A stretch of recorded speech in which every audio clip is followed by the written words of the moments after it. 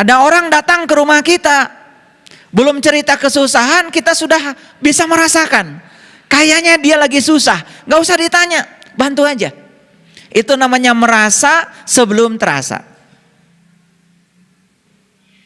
Ini sakti nih. Nah ini kesaktian yang sebenar tuh yang begini. Bukan tidak mempandi golok, bukan bisa belajar, bisa terbang di udara, bukan bisa berjalan di atas air. Itu bukan kesaktian, itu ilmu biasa itu. Ikan aja bisa berenang kok di air. Gak istimewa. Kalau orang bisa terbang di udara, oh itu biasa, itu biasa. Ya, burung aja bisa terbang di udara. Kesaktian yang luar biasa itu. Kita bisa merasakan penderitaan orang lain sebelum dia cerita. Nah kalau kita sudah bisa sampai di tingkat itu namanya sudah selaras itu rasanya. Itu namanya harmoni. Nah kenapa saya tertarik bicara harmoni? Karena ini bagian ini sekarang sudah hilang. Bahkan banyak orang yang melanggar hak asasi manusia, mengambil hak-hak orang lain atas nama agama dan Tuhan.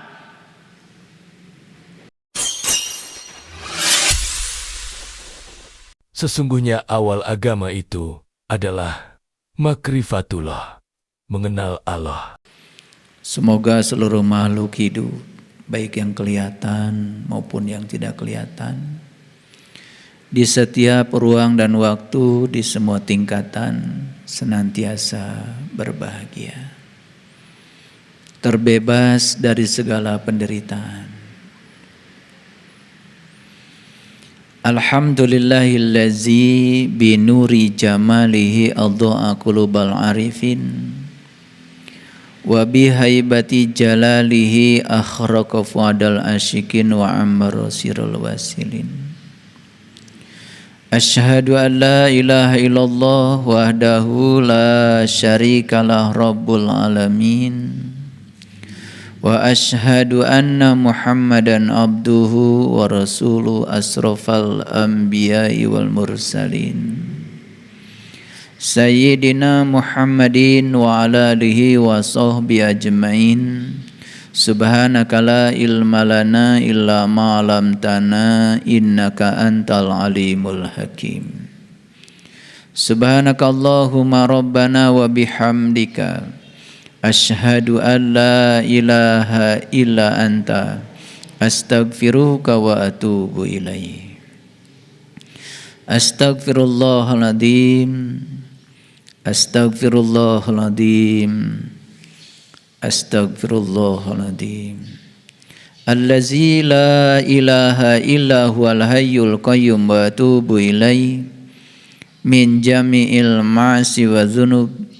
La haula wala quwata illa billahil aliyyil azim. Hidup digerakkan oleh Allah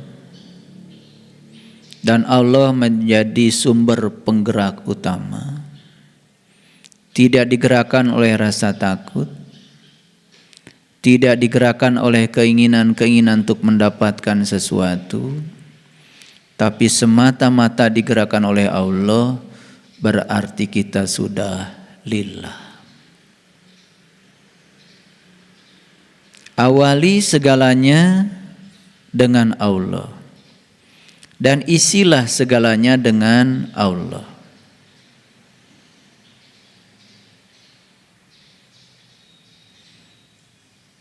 Begitu kita menyertakan Allah dalam segala aktivitas kehidupan kita dan kita sadar kehadirannya sudah cukup untuk membuat segala sesuatu terjadi dan selesai, berarti kita sudah billah.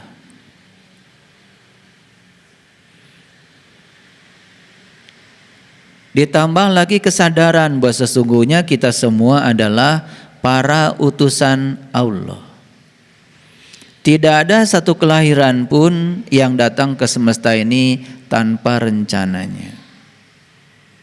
Semua kita direncanakan oleh Dia untuk kepentingan Dia. Maka tugas kita yang selanjutnya adalah mengimplementasikan kalimat Bismillah atas nama Allah. Tetapi untuk mengatasnamakan Allah syaratnya ada, yaitu kita harus tahu dulu dong, kenal dulu dong dengan yang kita atasnamakan. Kalau kita mengatakan atas nama Allah, berarti kita ini sedang mewakili Dia, mewakili sifatnya, af'alnya, asmanya, sekaligus juga sang wajibul wujudnya. Jadi kalimat bismillah itu hanya menjadi penuh makna ketika diucapkan oleh mereka yang berkesadaran. Sayang sekali kalimat yang begitu unggul dan luar biasa itu hanya diucapkan oleh mulut-mulut yang terbuka begitu saja, sementara mata kolbunya masih tertutup rapat. Sehingga kalimat itu tidak memberikan dampak kesadaran apapun. Maka siapa yang sudah mengimplementasikan lillah, billah, bismillah, puncak kehidupannya adalah alhamdulillah. Segala puji habis buat Allah. Tidak terbang ketika dipuji, juga tidak tumbang ketika dicela. Itu yang disebut dengan sudah mencapai derajat sakinah. Huwallazi anzala sakinata fi qulubil mu'minin liyazdadu imanan ma'a imanihim. Orang yang sudah mencapai sakinah dalam kehidupannya tidak pernah berkurang imannya, bertambah, bertambah dan terus bertambah. Ciri orang yang imannya terus mengalami pertambahan saldo, tidak mengalami defisit. Ciri utamanya adalah memiliki cinta kasih yang terus berlipat ganda, bebas dari segala kemelekatan. Sehingga fokus hidupnya bukan hanya pada diri sendiri, tapi fokus hidupnya sudah mulai untuk kepentingan orang banyak. Dan siapapun yang fokus hidupnya hanya untuk diri sendiri, didasari oleh kemelekatan, maka bersiap-siaplah untuk mengalami berbagai macam penderitaan. Dan siapapun yang sudah mulai mengalihkan titik tumpu dalam kehidupan pada orang lain, maka bersiap-siaplah untuk merayakan sukacita dan kebahagiaan. Karena bahagia adalah membahagiakan orang lain. Sungguh sangat aneh, Tuhan yang gaib disembah-sembah, tetapi Tuhan yang nyata, yang sudah hadir di semesta ini merefleksikan diri, sama sekali kita abaikan.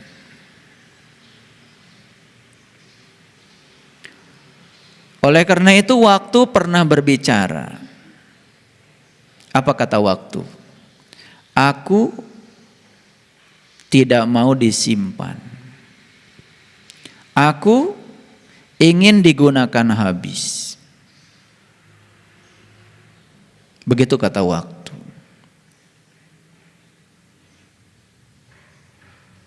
Hidup ini bukan diatur oleh waktu. Tapi hidup ini adalah bagaimana disiplin memanfaatkan waktu. Semua orang di semesta ini punya waktu yang sama dalam sehari, 24 jam. Tapi mengapa nasibnya berbeda? Yang membedakan satu dengan yang lain adalah keterampilan dirinya dalam mendisiplinkan diri untuk memanfaatkan waktu. Maka siapapun yang tidak serius memanfaatkan waktu, bersiap-siaplah dia akan dipenjara oleh ketakutan. Dan sumber utama ketakutan setiap manusia adalah ketakutan akan kematian. Karena ketakutan akan kematian akan menurunkan ketakutan-ketakutan yang lain.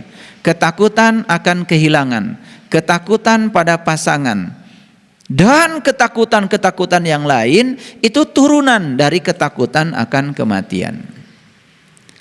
Dan mengapa ada orang begitu banyak takut menghadapi kematian? Karena dia hidup dalam keadaan tidak bijaksana dalam memanfaatkan waktu. Saya jamin siapapun orang yang bijaksana menggunakan waktu tidak pernah takut menghadapi kematian. Apalagi kalau dia sudah bisa melakukan tindakan dan sikap sifat yang bijak dalam memanfaatkan waktu.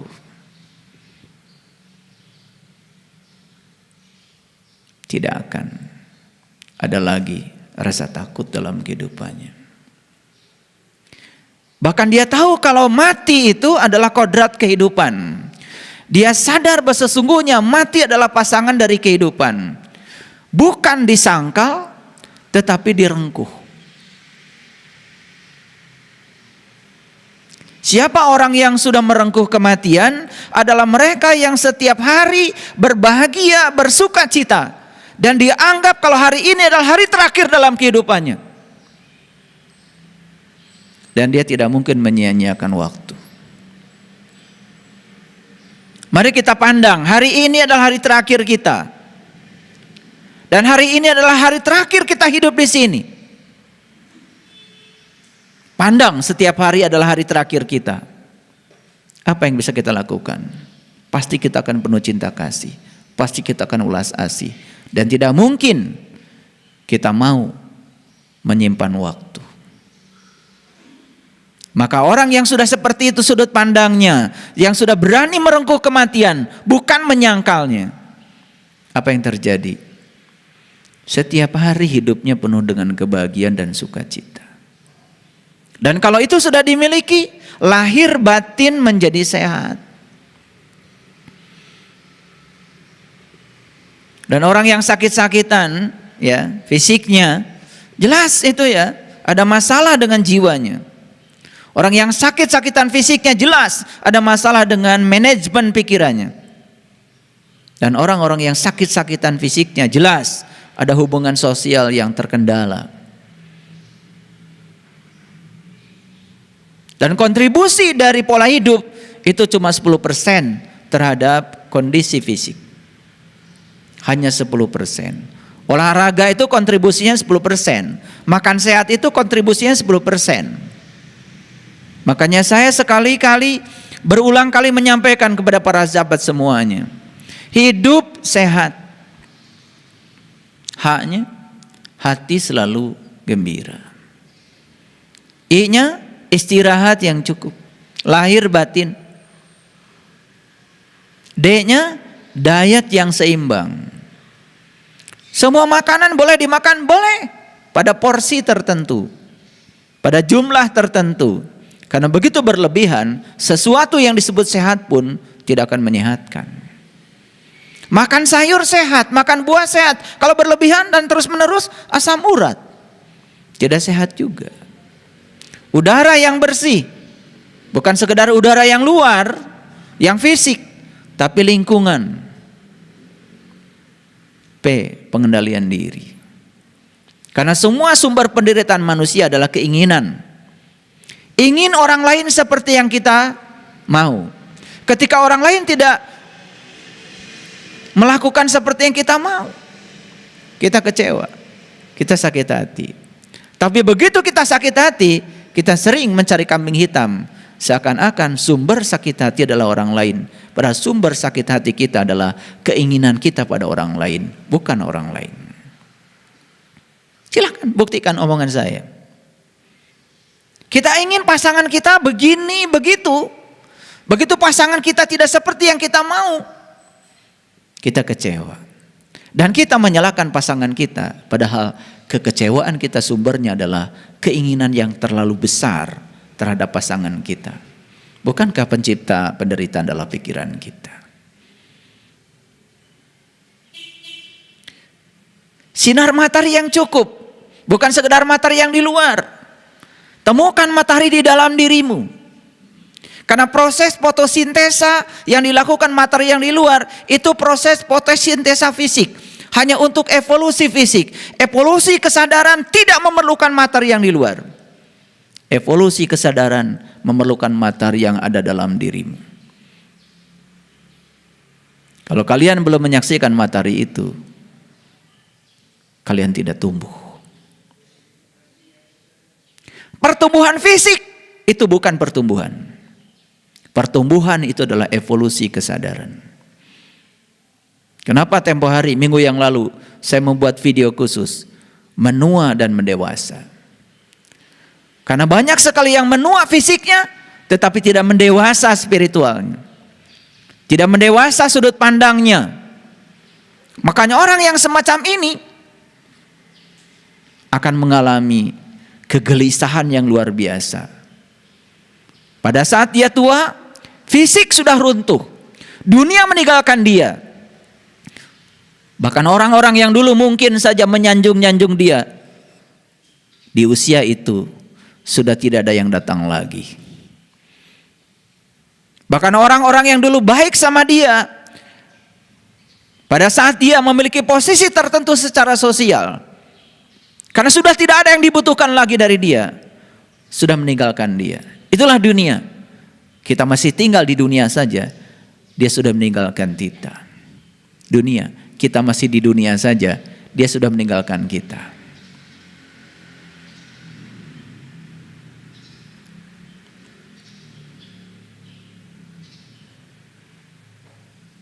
Ada riset yang bagus. Salah satu yang bisa menimbulkan dopamin, oksitoksin, serotonin di pineal gland kita, di neurotransmitter kita, itu adalah gerakan. Gerakan. Banyak bergerak. Jangan malas. Karena penyebab utama timbunan kolesterol pada tubuh manusia itu sebetulnya kemalasan, bukan sekedar makanan.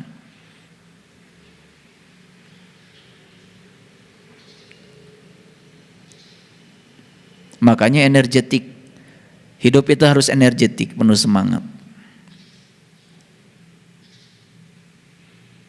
Dan yang ketujuh, yang luar biasa adalah hubungan sosial. Jangan anggap sepele, pertemanan itu penting. Dan ternyata salah satu penghasil dopamin yang luar biasa adalah ketika bertemu dengan teman. Sering piknik, ngobrol, itu jangan menganggap sepele, itu adalah spiritualitas. Spiritualitas itu bukan ngaji aja terus, one day one jud, nggak ngerti yang dibaca, stres itu, ya. Jalan-jalan tuh. Kayaknya sering ke gunung, sering ke pantai, ya. Jika perlu sekali-kali, ya karaokean lah, ya. Kalian itu wajah-wajahnya menyeramkan, kurang nyanyi, iya. Kurang nyanyi ya, perbanyak nyanyi coba, ya, perbanyak nyanyi. Nanti endorfinnya kelihatan, ya. Wajahnya jadi bersinar dan tidak menakutkan, iya. Itu jangan menganggap sepele. Spiritualitas itu menyakup semuanya secara holistik, ya. Jadi spiritualitas itu bukan ngaji di tempat seperti ini, ya. Spiritualitas itu menyangkut semua aspek kehidupan, ya. Harus dibuka, ya. Mulai dibuka, ya. Kalau ada orang yang bilang nyanyi itu haram, ya itu karena belum belajar aja, ya. Dia nggak ngerti. Kalau ada orang bilang musik itu haram, itu karena belum belajar. Dia tuh nggak pernah belajar tentang bunyi. Dikiranya bunyi itu yang menciptakan manusia. Tidak, manusia itu tidak pernah bisa menciptakan apapun. Manusia itu hanya bisa membangkitkan suara-suara dari semesta. Kalau gitar dipetik itu suara gitar, bukan hasil manusia, tapi itu adalah getaran semesta. Ketika gitar dipetik, maka udara bergetar. Udara bergetar di ruang yang ada di badannya gitar itu hasil semesta itu. Itu suara semesta. Kalau suara semesta emang suara siapa? Itu karena tolol aja. Dia bilang suara gitar. Pada suara gitar suara semesta. Siapa suara semesta? Piano itu suara semesta. Seruling itu suara semesta. Makanya kalau orang sudah tidak senang sama musik, berikutnya pasti keras jiwanya. Ya, orang yang keras jiwanya susah dinasihatin biasanya. Jadi jangan menganggap spiritualitas itu hanya sekedar spiritual, itu sekedar upacara saja. Ya, coba dibangun. pemahaman yang lebih universal. Karena air itu adalah 75% pembangun semesta raya, air itu adalah syarat kehidupan. Jadi sederhana, kalau badan kita sakit gak usah cari obat. Minumnya cukup apa tidak? Kalau badan itu 75% airnya tersedia, saya yakin tidak akan sakit. Ini sebetulnya kebodohan yang terkadang tidak disadari. Semesta ini, bumi ini 75% diselimuti oleh air. Tubuh kita ini adalah alam mikro dari alam makro. Kalau tubuh kita kurang 75% airnya, ya pasti sakit. Pegel-pegel nggak usah minum obat apa-apa, minum air aja yang banyak. Sederhana kok. Dan beruntung kita hidup di negara tropis di mana air berlimpah di mana-mana. Minum. Sakit kepala kurang minum. Gak usah makan macam-macam obat. Minum. Itu aja kok. Dan yang terakhir, Tuhan yang paling utama. Makanya lillah, billah, bismillah, alhamdulillah. Sederhana kok, seperti itu aja. Pasti hidupnya bahagia. Baik ya. Hari ini saya tidak akan bicara itu. Itu cuman basa-basi aja. Topik kita hari ini agak serius nih. Saya ingin berbicara tentang harmoni dan toleransi hari ini. Sekaligus bagaimana cara membangunnya. Karena dua topik ini jarang dibicarakan di tempat-tempat seperti ini. Seakan-akan topik ini itu adalah topik di ruang pembelajaran kelas di sekolah. Ada yang namanya PMP, Pendidikan Moral Pancasila. Ada yang namanya PPKN, Pendidikan Kewarganegaraan. Seakan-akan di situ ruangnya. Dan saya akan menarik ini di ruang spiritual sekarang. Saya akan berbicara harmoni dan toleransi. Supaya tidak salah kaprah, mari kita lihat dulu apa itu harmoni. Jadi harmoni itu sebetulnya adalah keselarasan rasa. Jadi kalau kita berbicara tentang harmoni, itu berbicara tentang rasa. Ketika rasa sudah selaras, itu namanya harmoni. Jadi harmoni itu adalah keselarasan rasa. Kalau istilah leluhur kita lebih dalam lagi. Lebih dalam lagi. Apa itu? Ciri orang yang sudah mendewasa dalam kehidupannya itu, dia itu bisa merasa sebelum terasa. Apa? Merasa sebelum terasa. Ada orang datang ke rumah kita, belum cerita kesusahan, kita sudah bisa merasakan. Kayaknya dia lagi susah, gak usah ditanya, bantu aja. Itu namanya merasa sebelum terasa. Ini sakti nih. Nah ini kesaktian yang sebenar tuh yang begini. Bukan tidak mempandi golok, bukan bisa belajar, bisa terbang di udara, bukan bisa berjalan di atas air. Itu bukan kesaktian, itu ilmu biasa itu. Ikan aja bisa berenang kok di air. Gak istimewa. Kalau orang bisa terbang di udara, oh itu biasa, itu biasa. Ya, burung aja bisa terbang di udara. Kesaktian yang luar biasa itu. Kita bisa merasakan penderitaan orang lain sebelum dia cerita. Nah kalau kita sudah bisa sampai di tingkat itu namanya sudah selaras itu rasanya. Itu namanya harmoni. Nah kenapa saya tertarik bicara harmoni? Karena ini bagian ini sekarang sudah hilang. Bahkan banyak orang yang melanggar hak asasi manusia, mengambil hak-hak orang lain atas nama agama dan Tuhan.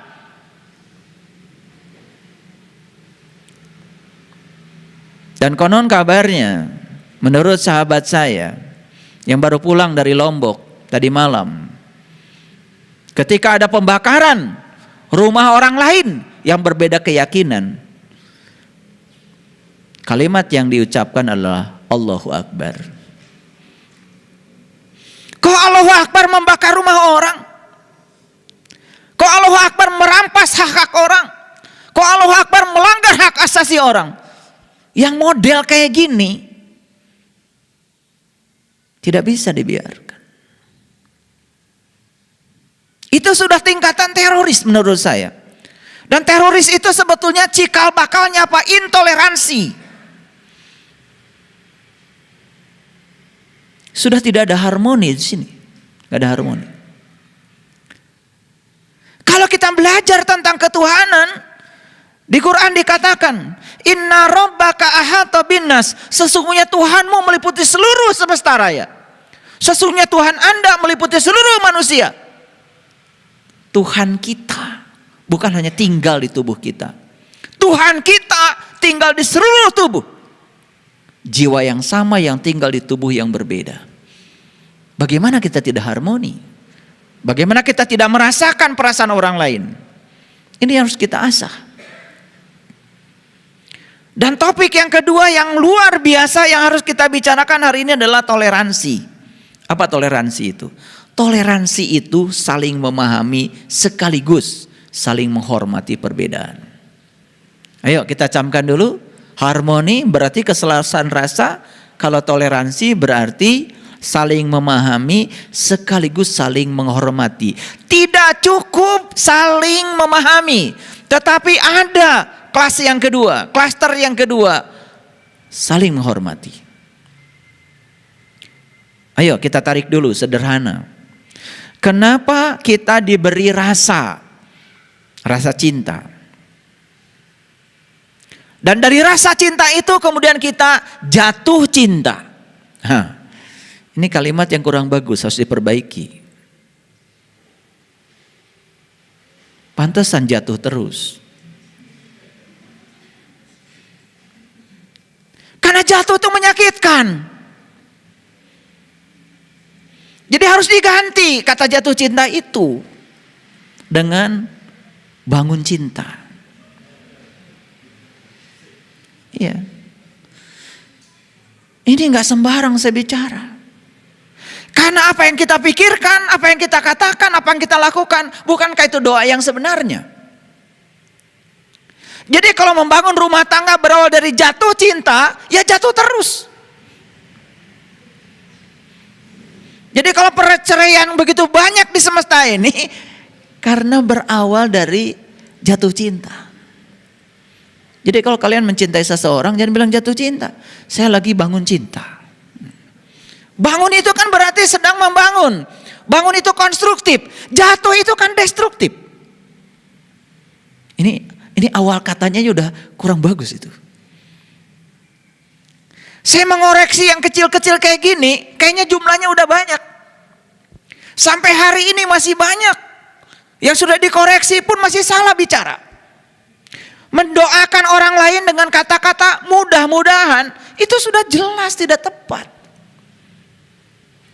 Karena segala sesuatu yang diulang 2 kali berakhiran an, itu berarti bohong.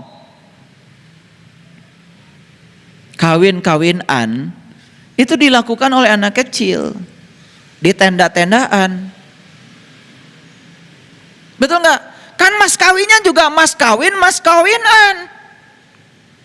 Pestanya pesta-pestaan. Seandainya ada konsumsi, kan cuman makanan-makanan. Betul nggak? Ada nggak semua itu? Ya nggak ada.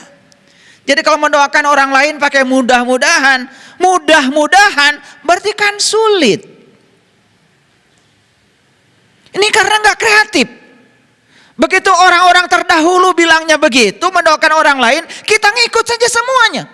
Bahkan yang lucu, di lingkungan akademik pun kata-kata yang tidak berguna ini masih dipakai.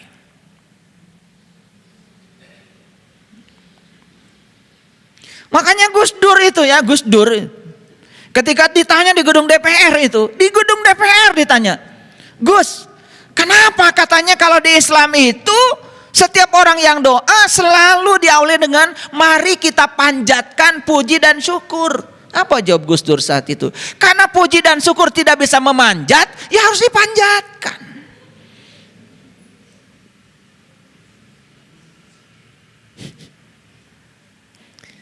Ini adalah humor tingkat tinggi. Tapi kalau kalian cuma tertawa dengan kalimat ini, tidak ada follow up-nya, ya percuma. Karena humor selepel orang-orang berkesadaran itu ada pesan spiritual. Apa maksudnya Gus Dur? Di Quran itu tidak ada mari kita panjatkan puji dan syukur, nggak ada.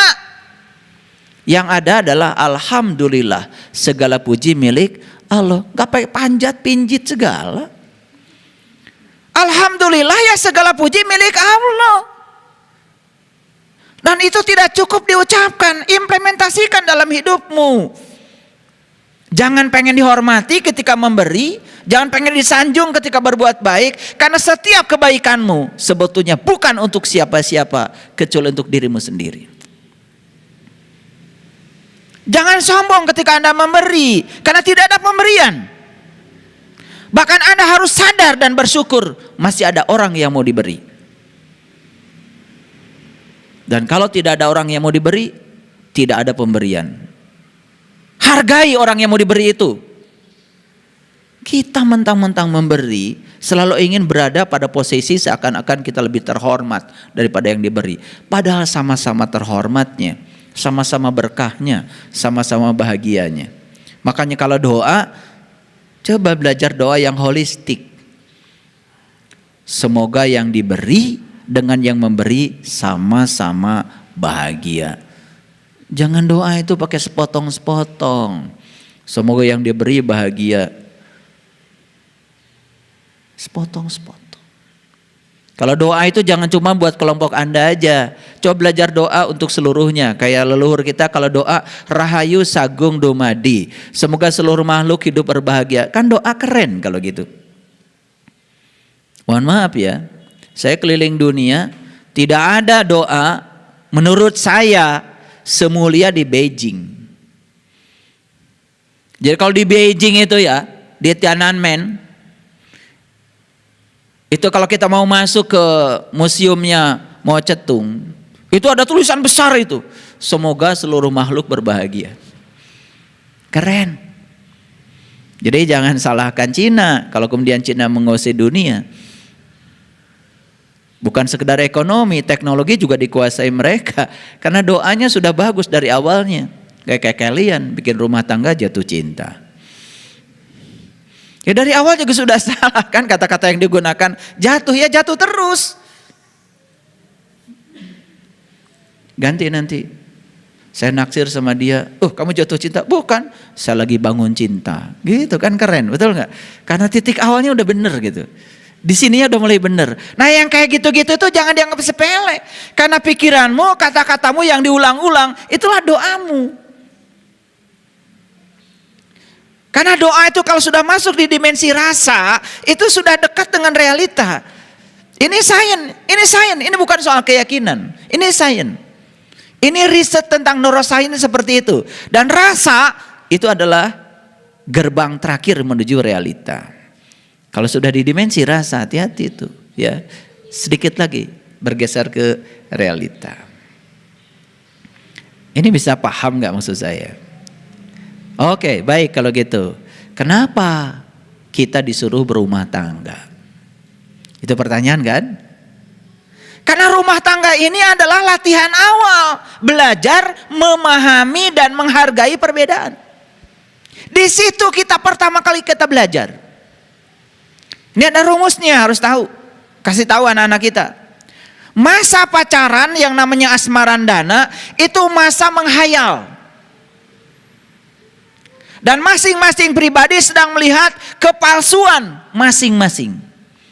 Yang perempuan sedang melihat kepalsuan laki-lakinya, yang laki-laki sedang melihat kepalsuan wanitanya. Di masa asmarandana yang sedang dilihat oleh masing-masing adalah kepalsuan. Makanya indah, palsu dua-duanya. Begitu selesai asmarandana, masuk fase yang sebenarnya namanya gambuh. Di situ saling melihat aslinya. Makanya begitu sudah nikah, baru ada keluhan. Saya baru tahu, ternyata pasangan saya sifatnya beda banget dengan saya. Ayo, akui secara jujur. Kalian dengan pasangan beda banget. Bukan beda. Pakai banget. Kalau orang Sidoarjo bukan banget lagi, buanget. Iya. Tadi pagi ada yang WA sama saya lagi tuh. Biasa dari arah timur. Ayah, tadi malam saya meniti ke dalam diri, tuarang banget. Makanya saya jawab, semoga kamu duamai banget. Dan Tuan Trump banget. Ketawa dia. Ya karena dia ngomongnya begitu kan. Tuarang banget ayah. Saya doakan semoga kamu duamai banget. Dan Tuan Trump banget. Ketawa dia. Bisa aja katanya ya. Ya kamu kan begitu ngomongnya. Jadi pasangan itu kan namanya juga pasangan. Pasangan itu beda. Makanya siapa yang berhasil memahami dan menghargai perbedaan di level kecil yang bernama rumah tangga, ini akan menjadi modal besar ketika dia keluar dari rumah. Makanya orang-orang yang gagal di level kecil di rumah, ketika keluar dari rumah pasti intoleransi. Ini saya kasih tahu ya. Dan banyak itu. Gampang sekali ya meninggalkan pasangan cuma karena saya tidak cocok lagi. Dan dia kira ketika dia meninggalkan pasangan kemudian nikah lagi dengan yang baru akan mendapatkan yang cocok gitu. Kan pasangan lagi, berarti akan dapat yang tidak cocok lagi. Terus mau sampai kapan? Karena ketika kamu gak lulus matematika tidak mungkin kan remedialnya bahasa Inggris, ya tetap matematika dong. Betul gak? Iya. Makanya orang-orang yang masih menolak ya, menolak kontradiksi dalam hidup, dia akan mendapatkan kontradiksi yang sama berulang-ulang dalam hidupnya. Jangan lari, jangan lari. Makanya sudah, apapun yang terjadi terima saja, lulus. Nah, setelah lulus satu level, maka kamu akan dapat yang lain lagi, yang jauh lebih keren lagi. Itulah hidup. Kan hidup itu belajar. Dan ciri orang belajar itu berubah. Karena belajar itu indikator utama adalah perubahan. Jadi kalian belajar dengan saya, ya harus berubah. Belajar dengan saya ngitung tahun aja. Udah belajar sama ya guru 3 tahun. Apa yang mau dibanggakan kalau kamu gak berubah? Yang bisa dibanggakan adalah perubahan. Setuju apa tidak? Ini omelin pagi-pagi. Gak tahu pokoknya hari ini, pagi ini saya pengen ngomel aja. Ini ada energi apa di ruangan ini gak tahu. Pokoknya pengen ngomel. Pokoknya izinkan saya ngomel hari ini. Semoga omelan saya bukan nafsu saya. Jadi harmoni dan toleransi itulah pondasi yang bagus, yang kokoh dalam rangka membangun bangsa. Ini Indonesia ini udah cantik banget nih. Makanya kita tugasnya di Indonesia sebagai bangsa Indonesia adalah memayu hayuning bawono. Sebagai orang Indonesia tolong dong Anda berkontribusi mempercantik Indonesia yang sudah cantik ini. Aneh. Kalau ngomong ya keyakinan saya rahmatan lil alamin. Tetangga saja tidak merasa dapat cinta kasih kamu kok. Karena gak ngerti. Rahmatan itu bahasa Arab. Artinya cinta kasih. Dan cinta kasih itu indikatornya adalah bertumpu pada orang lain. Bukan bertumpu pada kepentingan diri sendiri. Kalau Anda rahmatan lil alamin, ayo tunjukkan. Anda itu menjadi pelindung yang aman. Bagi setiap orang yang bertemu dengan Anda. Bukan orang lain justru merasa terancam dengan kehadiran Anda, terancam dengan keyakinan Anda, terancam dengan kebodohan Anda, terancam dengan kebutaan Anda. Itu kan berbahaya. Ayo. Ini kita punya Indonesia yang keren ini, luar biasa. Para sahabat, sedikit gaul. Kebebasan untuk menyampaikan pendapat seperti ini, bahkan di tempat-tempat seperti ini, tidak banyak dimiliki di negara lain.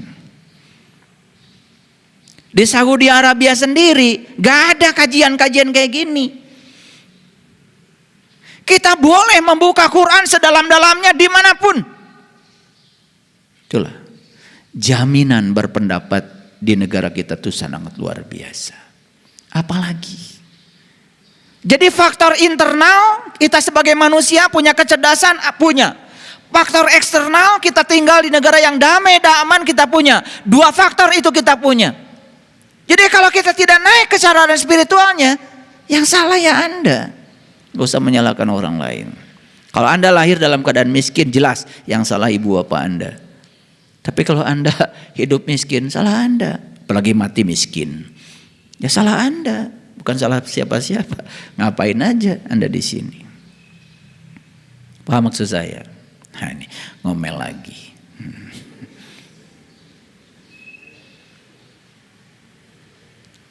Nah, sarana yang sangat keren yang dihadiahkan semesta kepada kita adalah membangun harmoni dan toleransi, itu adalah lewat pernikahan.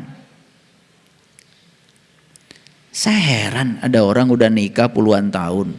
Ketika saya tanya, kamu udah kenal gak siapa itu istrimu? Kenal dong. Coba saya tanya, ukuran otak istrimu berapa? Gak tahu. Belum kenal. Saya tanya lagi yang perempuannya, udah berapa tahun menikah? Udah 35 tahun. Tiap tahun terus aja ada upacara ulang tahun pernikahan. Begitu saya tanya, kenal gak sama suamimu? Kenal dong. Kenal apanya? Pelitnya. Bukan itu. Ya, cara berpikirnya kenal nggak? Karena dalam buku Men Are From Mars, Women Are From Venus, sepanjang dua orang yang berpasangan ini tidak saling kenal, mekanisme berpikir masing-masing, percecokan tidak akan pernah bisa dihindari. Kan sering saya bergurau, perempuan itu kalau punya masalah tidak perlu solusi. Perempuan kalau punya masalah hanya perlu didengar. Dan yang luar biasa perempuan itu ajaib. Didengar saja sudah solusi. Ajaib kan? Tetapi apa yang Anda lakukan? Anda menawarkan solusi pada pasangan Anda yang tidak dibutuhkan. Karena pasangan Anda tidak butuh solusi dan nasihat Anda. Yang dibutuhkan cuman didengar. Gitu aja kok.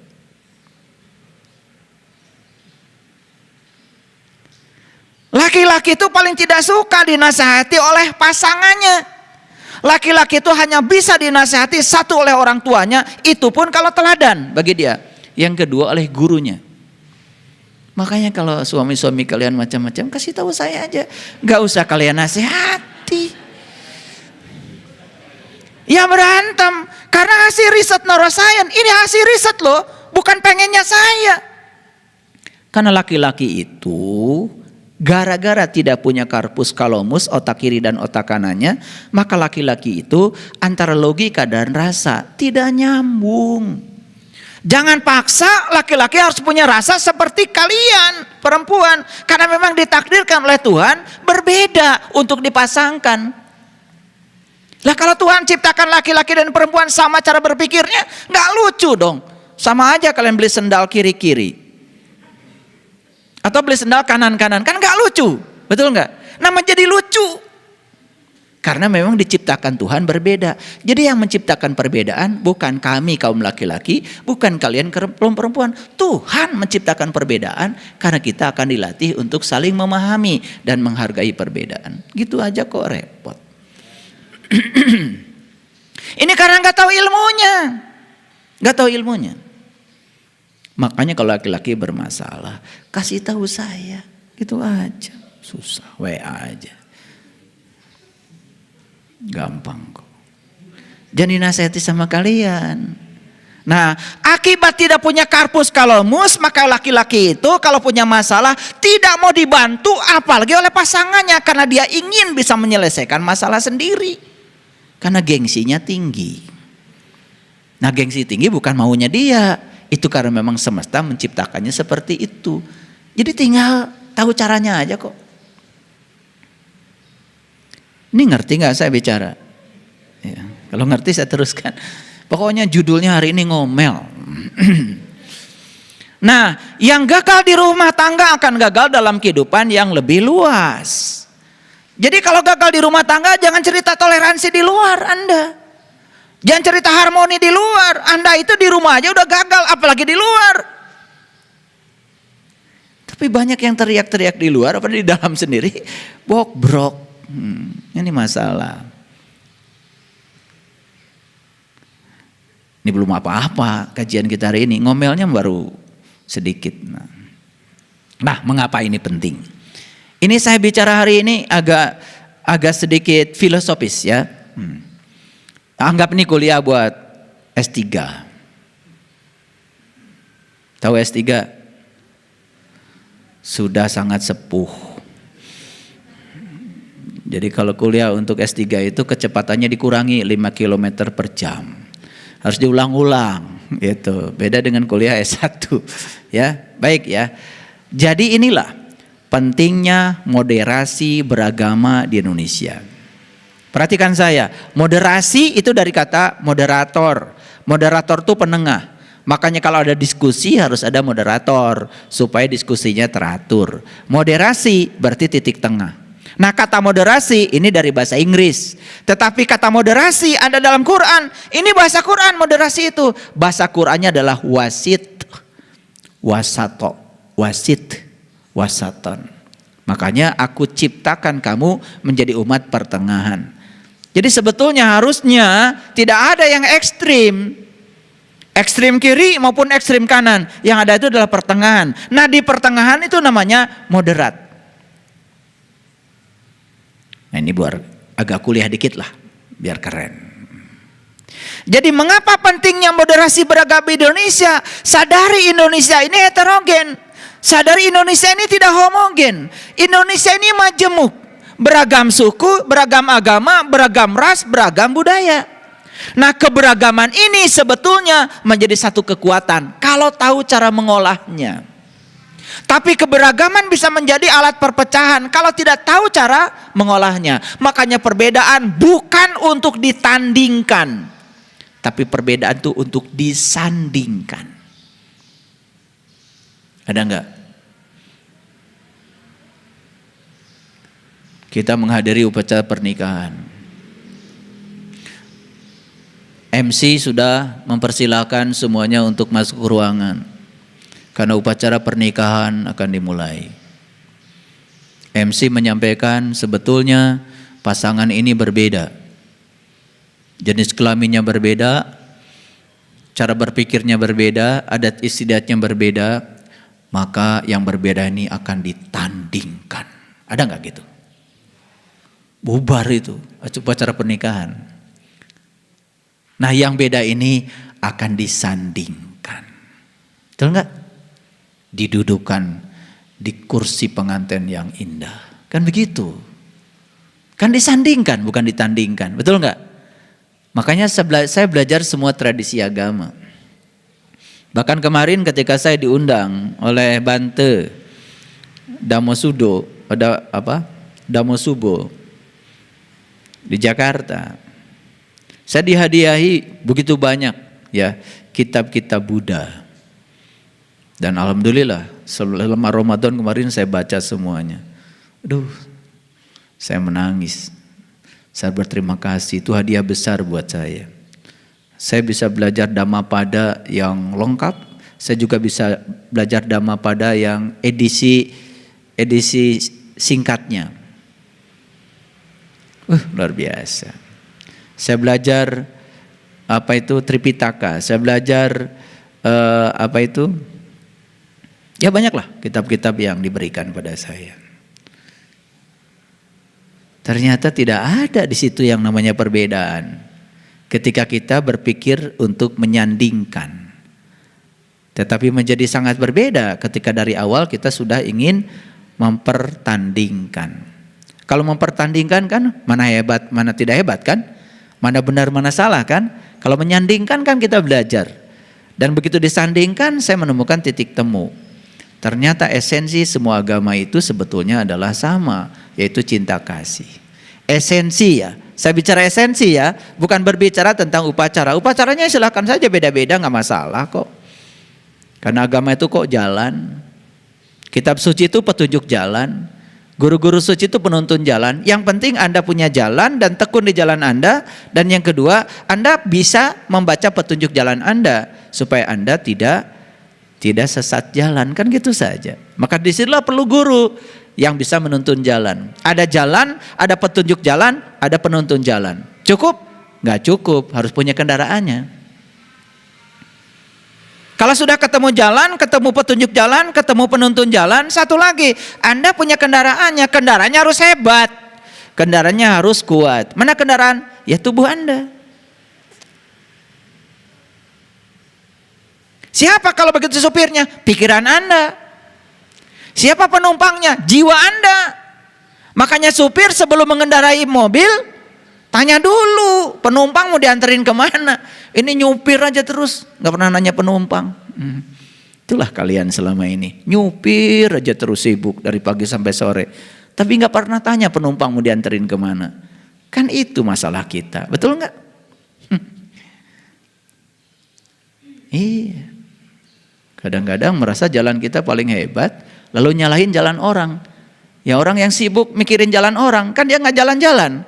Orang udah pergi kemana, dia masih di situ-situ saja. Betul nggak? Iya. Kalian mau datang ke rumah saya, ya silakan. Mau lewat Lembang, boleh ke Sariwangi. Mau lewat Geger Kalong, boleh ke Sariwangi. Mau lewat Cimahi, boleh ke Sariwangi juga. Banyak jalan menuju rumah saya. Jadi banyak jalan tuh bukan hanya menuju Roma, salah. Kalian tuh bikin peribahasa kadang-kadang gak pernah mikir. Banyak jalan menuju Roma. Roma, tahu aja enggak? Kesana aja belum. Banyak jalan menuju rumah gue, gitu aja. Sederhana kok. Nggak usah mikirin Roma, tahu juga enggak. Paham maksud saya? Nah yang akan sampai di rumah kita yang tekun. Yang tekun. Yang gak mikirin jalan orang lain. Yang tidak merasa paling benar jalannya. Makanya agama yang paling baik adalah agama yang mengantarkan pemeluknya lebih baik. Itu jawaban yang sangat bijaksana. Paham maksud saya? Oke. Baik ya. Nah, jadi moderasi beragama itu apa? Moderasi beragama itu adalah cara pandang dalam beragama secara moderat. Yakni memahami dan mengamalkan ajaran agama tidak kaku dan tidak liberal. Tidak kaku tetapi juga tidak liberal. Ini yang disebut dengan jalan tengah. Ini saya kasih tahu. Ayo kita lihat semua pada saya. Nabi Muhammad lahir di mana? Di Arab. Oke. Arab punya budaya enggak? Punya. Punya tradisi enggak? Punya. Nabi Muhammad lahir di Arab membawa ajaran namanya apa? Ajaran Islam. Nah waktu ajaran Islam itu hadir di bawah Nabi Muhammad, apakah di Arab saat itu sudah ada kehidupan? Sudah ada tradisi? Sudah ada budaya? Sudah. Kemudian Islam itu menyebar ke semua negara termasuk ke Indonesia. Pertanyaan saya, waktu Islam datang ke Indonesia, apakah di Indonesia punya tradisi? Apakah di Indonesia punya budaya? Oke, pertanyaan saya, apakah budaya dan tradisi Arab dengan Indonesia sama atau berbeda? Beda. Oleh karena itu maka hadirnya ajaran harusnya bukan menghapuskan tradisi dan kebudayaan. Hadirnya ajaran itu harusnya memperkokoh tradisi dan kebudayaan. Kan gitu. Yang lucu, banyak sekarang ini orang yang memerangi tradisi dan budayanya sendiri. Padahal yang dia bawa dari tempat lain juga bukan ajaran agama yang asli. Justru tradisi dan budaya dari negara lain yang ingin ditanamkan di tempat kita agar tradisi dan budaya kita luluh lantah. Kan aneh. Saya mau nanya, dulu Nabi Muhammad gosok gigi pakai apa? Pakai siwak. Dulu. Percaya nggak? Siwak di zamannya 1500 tahun yang lalu itu paling keren. Di zamannya. Setuju? Ya pasti Nabi Muhammad pakai yang paling keren dong di zamannya. Tapi Nabi Muhammad bilang, antum a'lamu bi umri dunyakum. Urusan peradaban di zaman antum mungkin berbeda di zaman anak, kata Nabi. Maka aku serahkan urusan peradaban pada antum.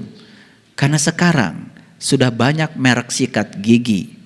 Ada yang keras, ada yang medium, ada yang soft. Kan tergantung giginya. Dan sekarang semua gigi harus pakai siwak, kan repot. Pasta gigi juga ada yang keras, ada yang medium, ada yang soft. Macam-macam orang yang melakukan riset untuk menimbulkan kenyamanan. Nah, siwak itu bukan ajaran. Itu tradisi. Itu teknologi yang berkembang saat itu di sana. Dan sekarang sudah ada dokter gigi, riset tentang gigi, betul nggak? Macam-macam jenis sikat gigi, bahkan macam-macam pasta gigi. Nah, kita mau kembali pakai siwak.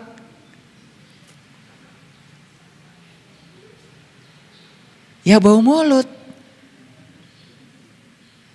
Ada maksud saya? Ini saya kasih tahu nih, saya kasih tahu. Kenapa ada orang yang bau mulut? Satu, giginya bolong. Dua, mungkin saya nggak bolong, tetapi banyak karang gigi. Tahu karang gigi? Karang gigi itu kan sebenarnya nempel di akar-akar gigi. Lama-kelamaan kan copot tuh giginya. Kenapa? Menurut saya sederhana. Karang gigi itu timbul karena kita tidak kenal susunan gigi kita, sampai kita nggak kenal sikat gigi yang tepat buat kita yang mana. Betul nggak? Pernah nggak mikir sikat gigi yang paling tepat? Ya itu, kalau saya riset. Urusan sikat gigi pun saya riset. Gigi depan saya karena saya tidak rata, saya pakai yang ini. Yang bagian bawah karang gigi, ya supaya tidak ada karang gigi, saya pakai yang ini. Jadi sekali gosok gigi saya bisa 3 itu sikat giginya. Royal bukan? Iya, tetapi akhirnya saya tidak punya gigi yang berlubang. Dan alhamdulillah ya, tidak bau mulut. Coba pakai siwak semuanya. Ya tidak kesentuh. Betul nggak? Nah, kita ini sampai sekarang tidak bisa membedakan mana ajaran, yang mana tradisi. Pokoknya semua yang dilakukan oleh Nabi di zamannya itu dianggap sebagai ajaran. Akibatnya jadi membabi buta. Makan di warung Padang ya pakai jari 3. Karena Rasulullah kalau makan katanya pakai jari 3. Lah yang dimakan korma.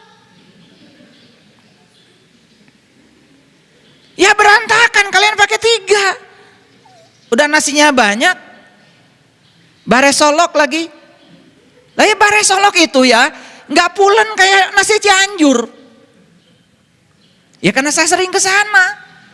Ya, makanya supaya gampang dimakan maka dikasih kuah.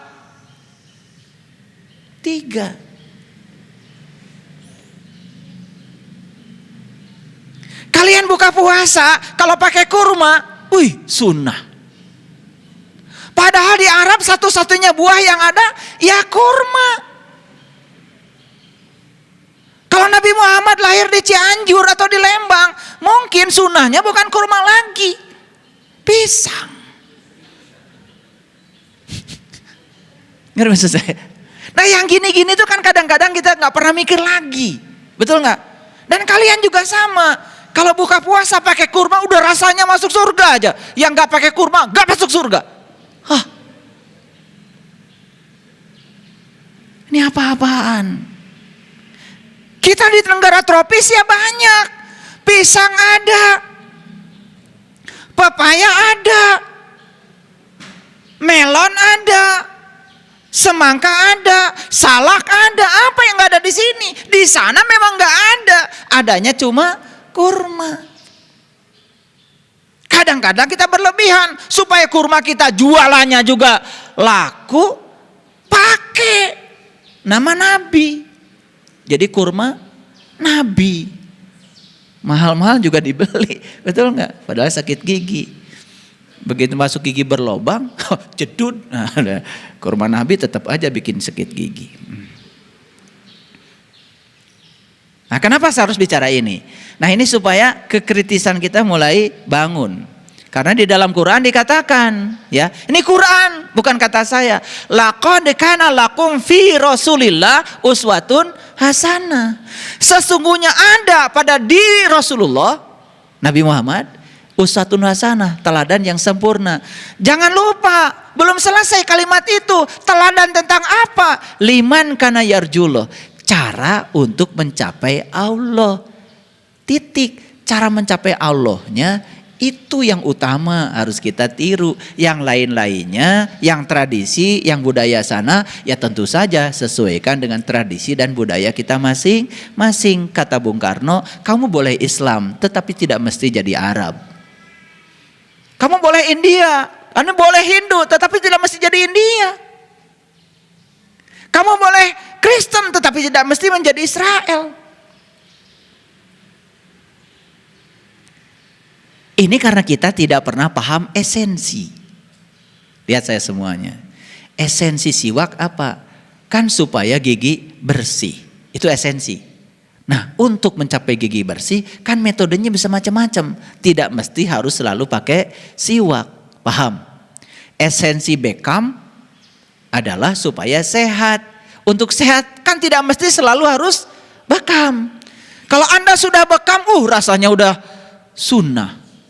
Masuk surga karena bekam. Dipijit orang kampung yang pintar ngurut kita, gak sunnah. Begitu? Gimana sih? Ngerti maksud saya? Esensi Nabi Muhammad pakai baju apa? Esensinya supaya terlindungi kan tubuh kita. Betul nggak? Supaya terlindungi tubuh kita dari apa? Dari angin. Supaya cantik tubuh kita, menarik tubuh kita.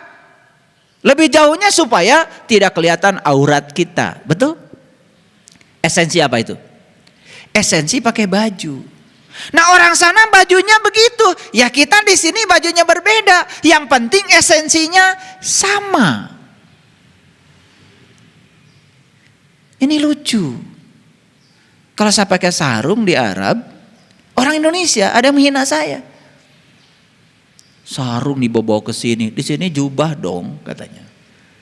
Ya orang sana pakai jubah, supir di sana pakai jubah kok. Supir aja di sana pakai jubah.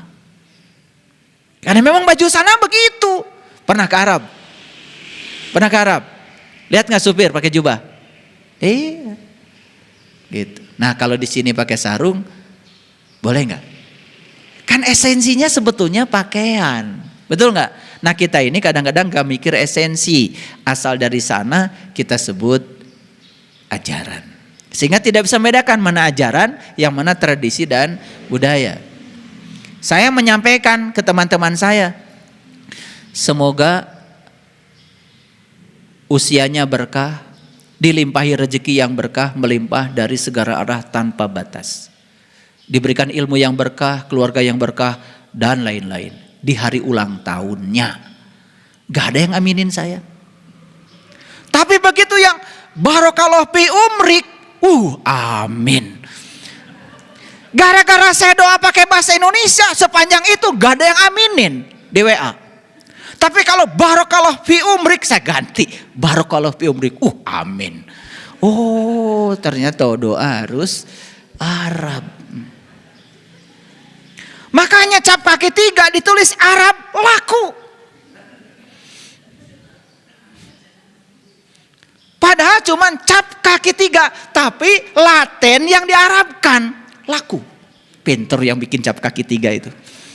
Pokoknya kalau ada tulisan Arab, adem. Dikiranya yang bikin adem di perut itu Arab. Padahal sebetulnya zat kimia yang ada di cap kaki 3. Kan gitu, betul nggak? Iya.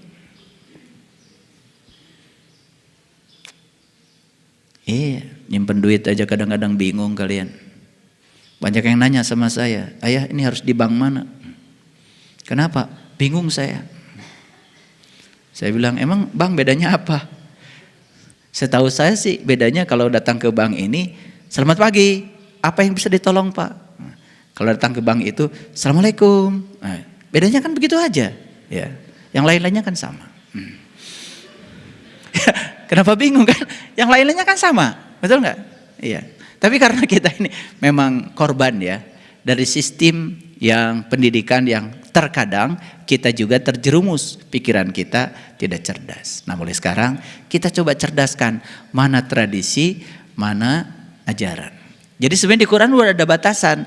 Yang harus dicontoh dari Nabi Muhammad itu cuma satu, liman kana yarjullah.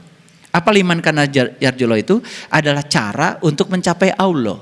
Nah siapa orang yang berhasil mencapai Allah? Di dalam ayat itu dikatakan wal yaumal akhir wa zakarallaha katsiran. Maka di hari kemudian dia bisa ingat Allah banyak-banyak. Itu sukses. Jadi orang yang mengikuti Nabi Muhammad yang paling sukses siapa? Yang di hari kemudian dia bisa ingat Allah banyak-banyak. Kan di Qur'annya begitu. Laqad kana lakum fi Rasulillah uswatun hasanah liman kana yarjullah wal yaumal akhir wa zakarallaha katsir. Jadi ciri orang yang mengikuti Nabi sukses adalah bukan mengikuti pakaiannya, cara tidurnya, dan tradisi-tradisi yang lainnya, tetapi dia bisa mengingat Allah dengan banyak. Itu Quran. Setuju apa tidak? Ya mau setuju mau nggak peduli saya.